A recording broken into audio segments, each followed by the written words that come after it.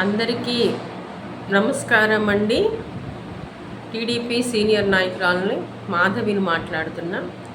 ఏదైతే హిందువులు సనాతన ధర్మాన్ని, కులదైవం వెంకటేశ్వర స్వామిని మనసారా ఎంత పవిత్రంగా పూజిస్తారో అటువంటి దేవుని ప్రసాదంలో కూడా కల్తీ కలిపి కల్తీ ఆయిల్స్ తోటి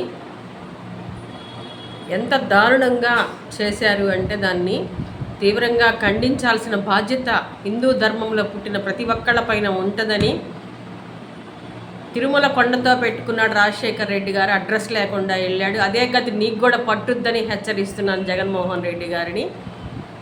ఎవరైనా అన్నం తినే వాళ్ళు చేసే పనేనా అసలు ఆ పనులు? యుగయుగాలకు చరిత్ర తిరుమల కొండ, అంత పవిత్రమైన కొండలో కూడా మీరు అవినీతి భాగవతం ఆ విధంగా చేశారు అంటే దేవుని నైవేద్యం కానించి దేవుడు లడ్లు వరకు కూడా వదలకుండా అవినీతిమయం చేసి దేవుణ్ణి కూడా